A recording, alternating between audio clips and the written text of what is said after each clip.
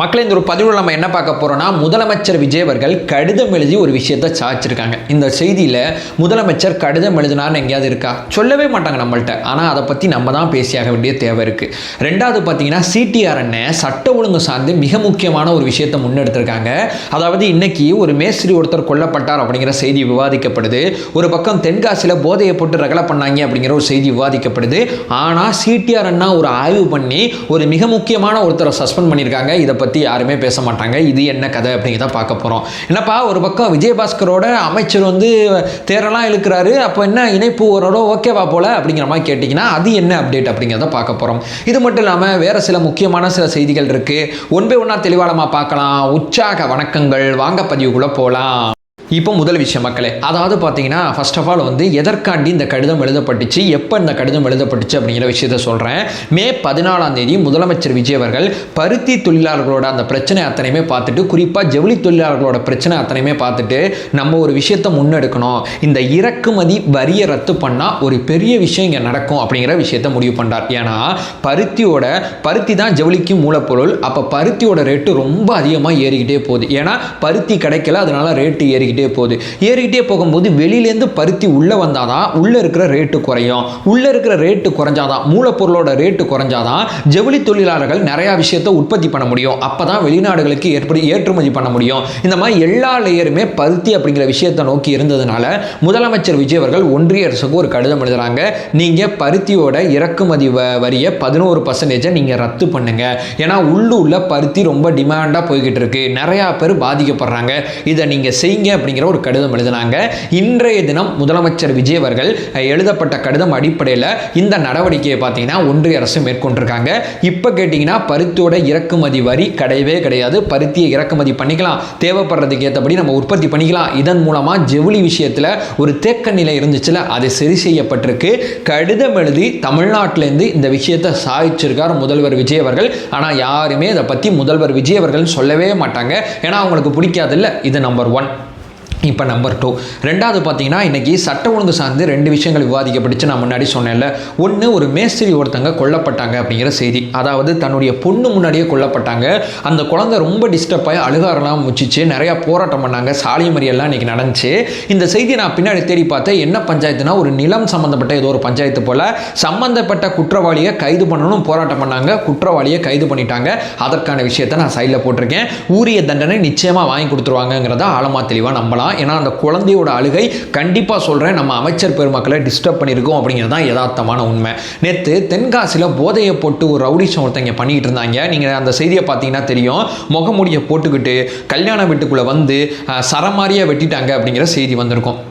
ஒரு 8 பேர்கிட்ட வெட்டிட்டாங்க அப்படிங்கிற செய்தி வந்திருக்கும். என்னடா பிரச்சனை அப்படின்னு தேடி போனால், அந்த கட் அவுட் வைக்கிறதுல ஏதோ பஞ்சாயத்து ஆயிருக்கு. பஞ்சாயத்துக்கு அப்புறம் காலைல பஞ்சாயத்தானவனா சமாதானப்படுத்தி ஏதோ அனுப்பிச்சி விட்டாங்க. நைட்டு போதையை போட்டு இந்த வேலையை பார்த்துருக்காங்க. போலீஸ் சும்மா ஓடுமா? ஓட ட்ரோன் கேமரா மூலமாக எங்கே ஒளிஞ்சிருந்தாங்களோ அங்கே அரெஸ்ட் பண்ணியிருக்காங்க. ஏன்னா இது காவல்துறையை ரொம்ப டிஸ்டர்ப் பண்ணியிருக்கு. யாரா நீங்கள் போதையை போட்டு பொதுமக்களை டிஸ்டர்ப் பண்ணுறீங்க? கட் அவுட்டுக்கு போய் அறுவாள் எடுத்து போய் வெட்டுவியா? அதுவும் நம்பர் பிளேட் இல்லாத வண்டியில் முகத்தை மூடிக்கிட்டு இந்த சில்ட்ர சேட்டெல்லாம் இனிமேல் இங்கே பண்ணக்கூடாது. சட்ட ஒழுங்கு ஸ்ட்ரிக்டாக வச்சுக்கிறதுல ரொம்ப தீவிரமாக இருக்குங்கிறதுல காவல்துறை உறுதியாக இருந்தாங்க. ஓட அரெஸ்ட் பண்ணியிருக்காங்க. இன்னும் கொஞ்சம் பேரை அரெஸ்ட் பண்ண வேண்டியது இருக்குது. இந்த அரெஸ்ட்டு ஓடினாலும் சரி, ஒளிஞ்சாலும் சரி, காட்டுக்குள்ளே இருந்தாலும் சரி, நீ மாட்டுவ அப்படிங்கிறத காவல்துறை ட்ரோன் கேமரா மூலமாக அவங்க பண்ண விஷயத்தை வெளியே காமிச்சு பல பேருக்கு ஒரு பயத்தை ஏற்படுத்தியிருக்காங்க. இந்த தென்காசி பகுதியில் இந்த ஜாதி ரீதியான பிரச்சனைகள், அது மட்டும் இல்லாமல் இந்த போதை கலாச்சாரம் ரொம்ப அதிகமாக இருக்குது. இதை நோக்கி நாங்கள் தீவிரமாக வேலை பார்த்துட்டு இருக்கோம். எங்களுடைய காவல்துறையை நாங்கள் பலப்படுத்தியிருக்கோம் அப்படிங்கிற விஷயத்தை சொல்லியிருக்காங்க. இது 3வது ஒரு விஷயம். இதை பற்றி நிறைய பேர் நம்மளை கண்டனம் தெரிவிச்சுட்டு இருந்தாங்க, விமர்சனம் பண்ணிக்கிட்டு இருந்தாங்க. பட் அந்த குற்றவாளிகள் அரசு செய்யப்பட்டிருக்காங்க அப்படிங்கிற விஷயத்தை நான் இங்கே பதிவு செய்கிறேன். இதுக்கடுத்து பார்த்தீங்கன்னா, திருப்பரங்குன்றம் கோவிலில் 50 பேர் மயக்கம் போட்டாங்க, 80 பேர் மயக்கம் போட்டாங்க அப்படிங்கிற செய்தி வருது.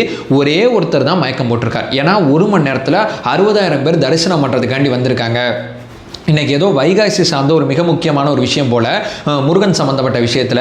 ஸோ அதற்காண்டி கோவிலில் கூட்டம் அலைமோதி இருக்குது. அப்போது உடனடியாக அங்கே எம்எல்ஏக்கள், அமைச்சர்கள் எல்லாருமே போய் அந்த கூட்டத்தை சரி பண்ணி இந்த மாதிரி விஷயங்கள் அத்தனையுமே செஞ்சுருக்காங்க. சிடிஆர்னா அங்கே செஞ்சுருக்காங்க. இதையும் தாண்டி பார்த்தீங்கன்னா, ஒரே ஒருத்தர் சக்கரை கொஞ்சம் அதிகமானதுனால மயக்கம் போட்டு விழுந்துட்டார். உடனடியாக அவருக்கு முதல் உதவியும் வழங்கப்பட்டிருக்கு. பட் 50 பேர் மயக்கம் போட்டாங்க, 80 பேர் மயக்கம் போட்டாங்கன்னு சொல்லி ஊடகங்களில் செய்தி பரவும் போது அதை அஃபிஷியலாக இன்றைக்கி மறுத்துருக்காங்க. அப்படிலாம் ஒன்றுமே அங்கே நடக்கலை.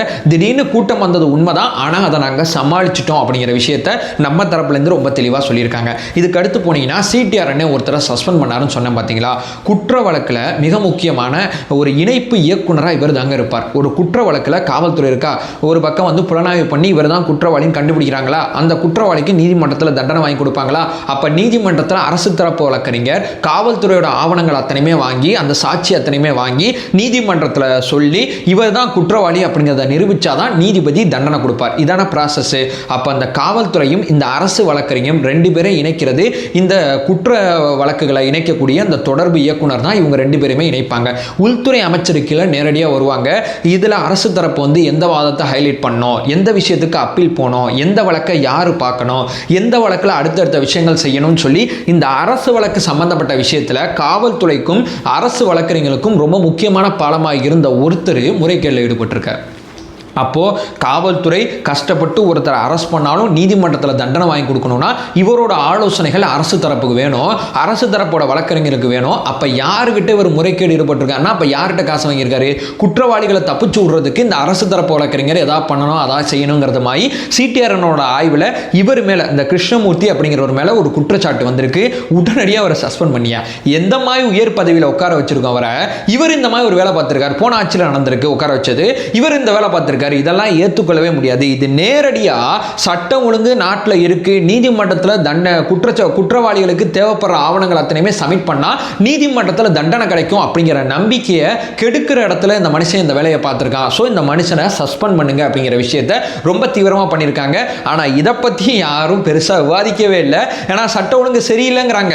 ஆனால் அந்த விஷயத்தை நோக்கி ஒரு அரசு முன்னெடுத்து போகும்போது நிச்சயமாக பாராட்டணும் தானே. இந்த ஆய்வெல்லாம் இதற்கு முன்னாடி இந்த மாதிரி பதவியில் இருக்கிறவங்களாம் சஸ்பெண்ட் பண்ணி நான் பார்த்ததே கிடையாது. நான் ஃபர்ஸ்ட் டைம் பார்க்குறேன் அப்படிங்கிற விஷயத்த நான் ஆணித்தனமாக சொல்கிறேன். இதுக்கப்புறம் தேடி போனீங்கன்னா இந்த குழந்தை ஒருத்தங்க சூலூரில் ஒரு குழந்தை ஒருத்தங்களை பலாத்காரம் பண்ணி கொன்னாங்கல்ல, அந்த பசங்க சிறையில் இருக்காங்கல்ல, சிறையில் இருக்கக்கூடிய கைதிகளுக்குள் அவங்கள வந்து அடிச்சிருக்கானுங்க. என்ன நடந்துச்சு என்ன ஆச்சுன்னு தெரியல. பட்டு இவங்க மேலே எப்போ நடவடிக்கை எடுக்கப்படும், எப்போ குற்றப்பத்திரிகை தாக்கல் பண்ணப்படும் அப்படிலாம் கேட்டிங்கன்னா டிஎன்ஏ டெஸ்ட்டுக்காண்டி காவல்துறை வெயிட் பண்ணுது. டிஎன்ஏ டெஸ்ட்டு காவல்துறை கையில் வந்துச்சுன்னா குற்றப்பத்திரிகை தாக்கல் பண்ணுறதுக்கான வேலை நடக்க ஆரம்பிச்சிடும். குற்றப்பத்திரிகை தாக்கல் செய்யப்பட்டால் குற்றவாளிகள் அந்த குற்றத்தை வந்து நீதிமன்றத்தில் ஒத்துக்க போகிறாங்க. ஏன்னா சாட்சி அத்தனையுமே கையில் இருக்குது. குற்றச்சாட்டு நீதிமன்றத்தில் நிரூபிக்கப்பட்டால் அந்த குற்றவாளிக்கு உடனடியாக தண்டனை கிடைச்சிரும். அது 70 நாளில் கிடைக்க போதா 80 நாளில் கிடைக்க போதா அப்படிங்கிறது தான் கவுண்டு. ஆனால் சிறைக்குள்ளே போய் ஏதோ ஒழுங்கால போல் ஏதோ ரெண்டு பேருக்கு நடுவில், இவங்களுக்கும் கைதிகளுக்கும் நடுவில் தனிப்பட்ட முறையில் சண்டையா இல்லை என்ன கருமம் நடந்துச்சுன்னு தெரியல.